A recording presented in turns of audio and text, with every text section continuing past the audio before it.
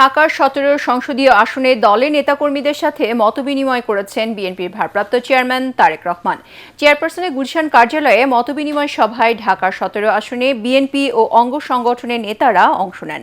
মতবিনিময়ে ঢাকার ১৭ আসনের প্রার্থী হিসেবে তারেক রহমানের পক্ষে নির্বাচনী প্রচারণার কৌশল সহ নানা দিক নিয়ে আলোচনা হয়। বিএনপির ভারপ্রাপ্ত চেয়ারম্যান উপস্থিত নেতাদের নানা নির্দেশনা দেন। উপস্থিত নেতারা আশা প্রকাশ করেন ঢাকা ১৭ আসনের ভোটাররা তারেক রহমানকে বিপুল ভোটে নির্বাচিত করবেন। এ আসনে নির্বাচন পরিচালনা কমিটির প্রধান আব্দুস সালাম ও সমন্বয়কারী ডাক্তার ফরহাদ হালিম ডোনার এ সময় উপস্থিত ছিলেন। দেশের উন্নয়নে বিএনপির সুস্পষ্ট পরিকল্পনা, নীতি ও আদর্শ রয়েছে বলে মন্তব্য করেছেন দলের স্থায়ী কমিটির সদস্য সালাউদ্দিন আহমদ। কক্সবাজারের চকরিয়ায় বেগম খালেদা জিয়ার আত্মার মাগফিরাত কামনায় আয়োজিত দোয়া মাহফিলে তিনি আরও বলেন, আপসহীন এ নেত্রীর অবদান জাতি চিরকাল স্মরণ রাখবে।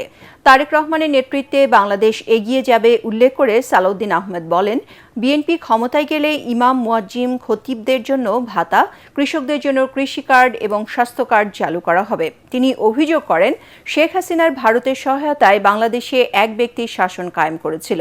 বিএনপির স্থায়ী কমিটির সদস্য আরও বলেন, গণ অভ্যুত্থানের পালিয়ে গিয়ে ফ্যাসিস্ট শেখ হাসিনা তার আপন ঠিকানা দিল্লিতে আশ্রয় নিয়েছে।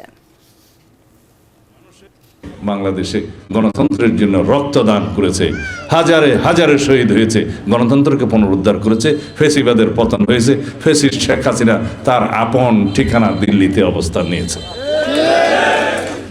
এই দেশে একদলীয় বাকশাল বিলুপ্ত করে বহুদলীয় গণতন্ত্র সৃষ্টি করেছেন 1979 সালে সাংবিধানিকভাবে তিনি রাষ্ট্রপতি জিয়াউর রহমান। পাতানো নির্বাচনের চেষ্টা হলে তা প্রতিহত করতে আবারও মাঠে নামার হুঁশিয়ারি দিয়েছেন জাতীয় নাগরিক পার্টির মুখপাত্র আসিফ মাহমুদ সজীব ভুঁইয়া। তিনি বলেন, একটি নির্দিষ্ট দলের প্রতি প্রশাসনের আনুগত্য গণতন্ত্রের জন্য অশনি সংকেত। নির্বাচন ভবনে সিইসির সঙ্গে বৈঠক শেষে এসব কথা বলেন অন্তর্বর্তী সরকারের সাবেক এই উপদেষ্টা। এদিকে চট্টগ্রামে আইনশৃঙ্খলা সভা শেষে নির্বাচন কমিশনার আবুল ফজল মোহাম্মদ সানাউল্লাহ বলেছেন, ভোটের মাঠে পক্ষপাতহীন ভূমিকা রাখতে নির্দেশ দেওয়া হয়েছে আইনশৃঙ্খলা বাহিনীকে। অন্যদিকে গত দুদিনে প্রার্থিতা ফিরে পেতে ১৬৪ জন আপিল করেছেন নির্বাচন কমিশনে। সাজ্জাদ জাহানের রিপোর্ট।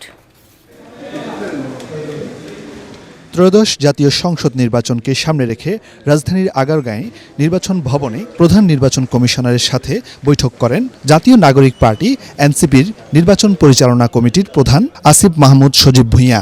বৈঠক শেষে গণমাধ্যমের সাথে কথা বলেন তিনি।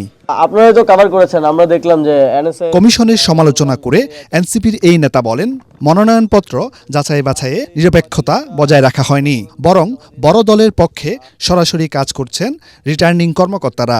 একই ধরনের পরিস্থিতিতে দুইজনকে দুই ধরনের রায় দিলেন, একজন এটা বাতিল করলেন আর একজন এটা বৈধ করলেন। এটা আমরা মনে করি যে স্পষ্টভাবেই একটি নির্দিষ্ট দলের প্রতি, একটি নির্দিষ্ট গোষ্ঠীর প্রতি প্রশাসনের এক ধরনের একতরফা এবং পক্ষপাতিত্বের পরিচয় আমরা দেখেছি। আসিফ মাহমুদ আরও বলেন, একটি নির্দিষ্ট দলের প্রতি প্রশাসনের পক্ষপাতিত্ব স্পষ্ট হয়েছে।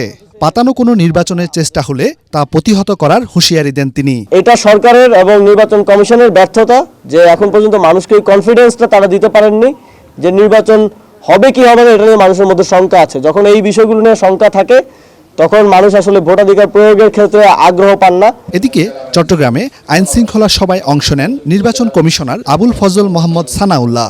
তিনি বলেন, নিরপেক্ষ ও সুষ্ঠু নির্বাচন আয়োজনে আইনশৃঙ্খলা বাহিনীকে কঠোর নির্দেশনা দেওয়া হয়েছে। আমাদের যে যৌথ বাহিনী অপারেশন চলমান আছে, আপনারা জানেন যে সশস্ত্র বাহিনী ইউনাইট টু সিভিল পাওয়ার ডিপ্লয়েড আছে, কিন্তু এটাকে আমরা রিইনভিগোরেট করে যৌথ বাহিনী অপারেশনটাকে আরো গতিশীল করার জন্য নির্দেশনা দিয়েছি, যেটা আপনারা অতি শীঘ্রই দেখতে পারবেন। নির্বাচন কমিশনে মনোনয়নপত্র যাচাই বাছাইয়ের পর প্রার্থিতার পক্ষে বিপক্ষে দ্বিতীয় দিনের মতো আপিলের আবেদন করেন অনেকে। প্রার্থিতা ফিরে পেতে দুদিনে আবেদন জমা পড়েছে 164টি। ত্রয়োদশ জাতীয় সংসদ নির্বাচন ও গণভোটকে সামনে রেখে দেশের বাইরে থেকে ডাকযোগে ভোট দিতে নিবন্ধন করেছেন 15,33,000 ভোটার। দেশের নির্বাচনী ইতিহাসে প্রথমবার পোস্টাল ভোট বিডি অ্যাপ ব্যবহার করে এই সংখ্যক ভোটার নিবন্ধন করেছেন। নির্বাচন কমিশনের তথ্য অনুযায়ী সোমবার রাত 12টা পর্যন্ত নির্ধারিত সময়ের মধ্যে মোট 15,33,682 জন ভোটার এই ডিজিটাল প্ল্যাটফর্মে নিবন্ধন করে ডাকযোগে ভোট দেওয়ার যোগ্যতা অর্জন করেছেন। 18 নভেম্বর থেকে শুরু হওয়া এই নিবন্ধন গতকাল সোমবার মধ্যরাতে শেষ হয়েছে।